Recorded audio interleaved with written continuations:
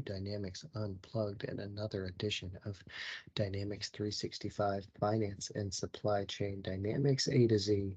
We've been off for a few days while I was on PTO. Today we are back with the letter H, and H is for holds, order holds, sales order holds. We are not touching on the many other hold types that are available, like vendor holds and customer holds, or even credit holds that could be automatically triggered. We're going to focus just on holds for sales orders. Starting off in the sales and marketing module under setup and sales orders, we have our order hold codes. You can see here the ones I have configured in my sandbox. These effectively are the reasons why an order would go on hold. These are just examples. You might have missing information on a sales order that is mandatory before you can process it, so you want to manually create a hold against it for whatever those various reasons are.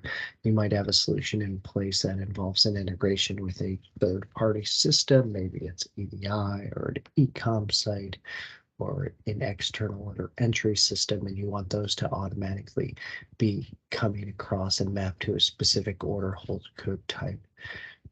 All of these can be configured and used as reasons and be part of a process for order hold management. The other basic things you can do with these order hold codes are assign a role against that order hold code type. For example, if I select my customer service order hold code, you can see there's customer service manager associated with it. That means that to clear a hold from a sales order, somebody has to have the customer service manager role type associated with them. The other two base parameters you have on the hold codes are making one default for sales orders. So if a new hold is applied or created against a sales order, what would the automatically populated hold code be, which could then be overridden?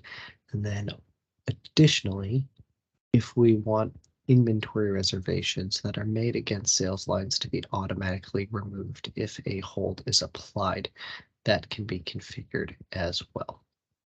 So that setup, that configuration is really simple and easy to do. It's very minimal.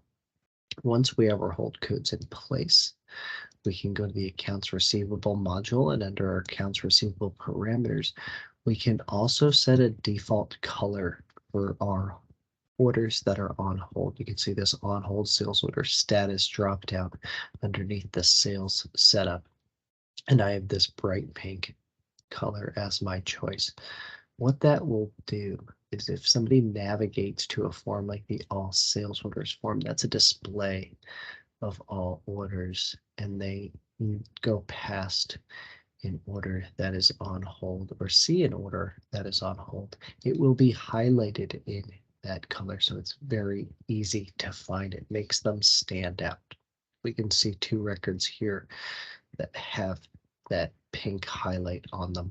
And if we scroll to the right, we'll see two other columns are populated. A column called Do Not Process that is selected, that has a check mark showing, and a column called Hold, which also has an icon populated in it that looks like a pause button. It dictates that that specific order is on hold. If I were to filter just on that Do Not Process column and say show me all orders where Do Not Process is set to yes or is a true value, you can see there's lots of orders that aren't highlighted and don't also have the hold icon displaying, and that's because orders can be set to Do Not Process or put on a temporary restricted use from the call center module, rather than the manual holds that we're talking about here. So we only have a subset of orders that would put on manual hold. If I select any of those, you can go into the order hold that was applied.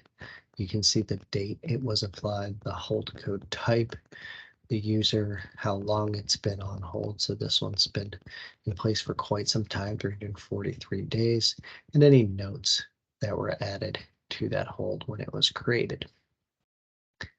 Depending on that hold type, as mentioned previously, if there's a role associated with it, then a user without access to that role cannot clear it. So we can see here, I'm not authorized to clear this hold code of manager review. If I want to see all order holds in the system, rather than going and filtering the all sales orders form, I can also navigate to the sales and marketing module. And under sales orders, open orders, we have our order holds. This will display all order holds that have been placed. It defaults to an active view, so it currently shows me just my 3 active holds that I have in this legal entity and the number of days they've been on hold and the hold date and who created them. But I can view all holds as well historically. I can see who cleared them, if they had been cleared, and the date of that. If I want to look at any notes or totals against those holds, even if they have been released, I can do that from this form as well. So we can see this had a note against the order header. If they had line notes, we can see all notes from here. And that's really it. That's our basic introduction on holds in D365 for sales orders. And we'll see you next time for the letter I.